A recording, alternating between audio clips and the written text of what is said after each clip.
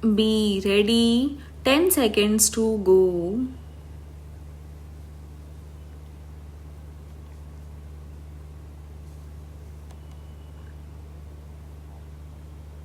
Start.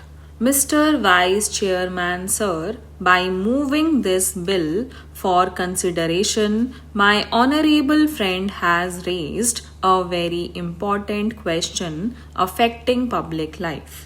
There could be absolutely no matter of doubt that the corruption in public life have become rampant. As a result of this, people in public have become great suspects. In a seminar which I was attending on code of conduct for public men, somebody observed that once a man becomes a minister, occupies a seat of power for generations, his economic problems are solved.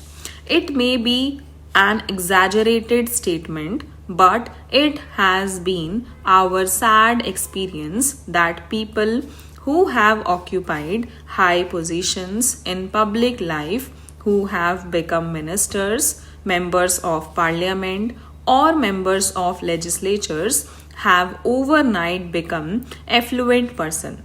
This may not be true of all members of parliament. This may not be true of all members of legislatures. This may not be true of all ministers, but quite a large number of them have overnight become so affluent that it becomes really difficult for any man to understand how the man becomes so affluent. The whole thing becomes a mystery to the common man, and the character and integrity of the person concerned becomes highly suspect. I know, sir, that it would be too much to expect the same standard of public behavior as we had during the days of Ramayana. Those who were in charge of administration, those who were occupying the highest office, put themselves to the highest form of test, the highest form of ordeal. Can there be any doubt that public life, if so much corrupted today that we have all become suspect? In fact, the people have also become jealous of the members of parliament. They say somehow one has got to become a member of parliament or a member of legislature or somehow come closer to the corridors of power. Why do they say this?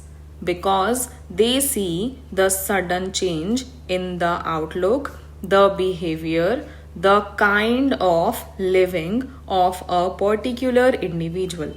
But, sir, the solution in this problem of corruption in public life may not be like instant coffee. The solution may be very difficult.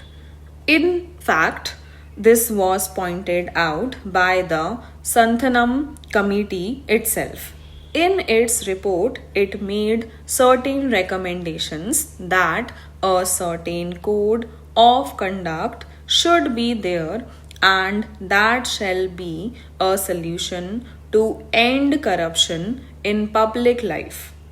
What has actually troubled us is the variance between precept and practice in this country. When we discuss philosophy, we rise to Himalayan heights, and when it is a question of personal life, we go to the abysmal depth of the Arabian Sea.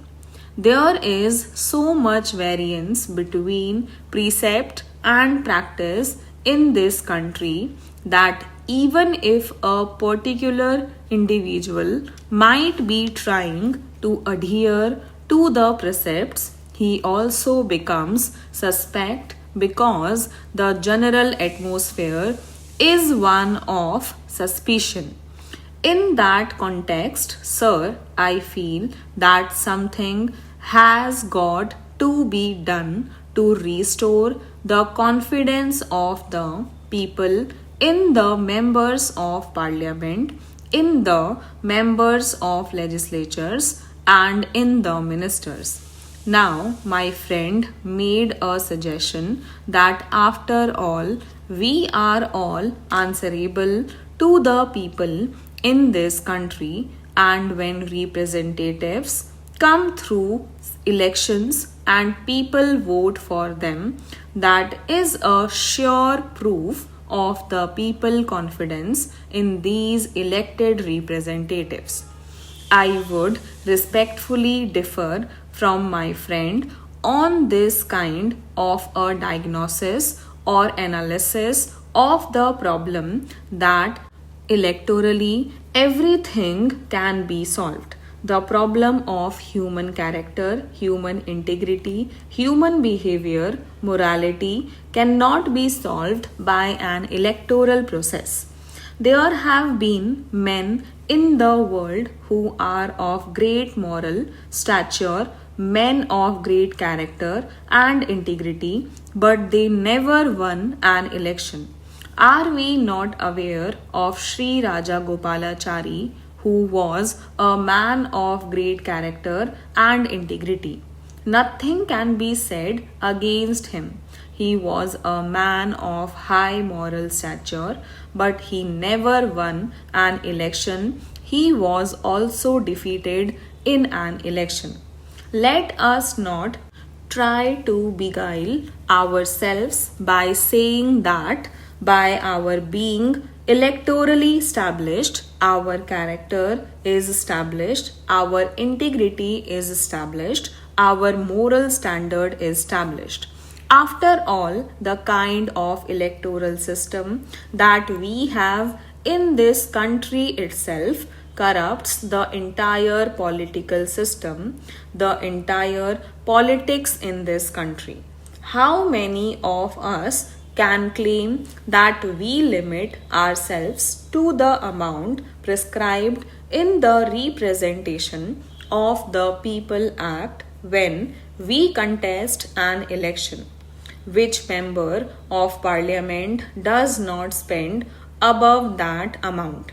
How many of us file a true return in compliance with the provisions of the Representation of the People Act? Most of the candidates file false returns, and this has been taken as an accepted way of life. Therefore, we should not accept that once it is electorally established that somebody has been elected, he must automatically be deemed to be a man of character, a man of integrity, and so on and so forth. Such a proposition, at least I personally cannot accept it. Stop.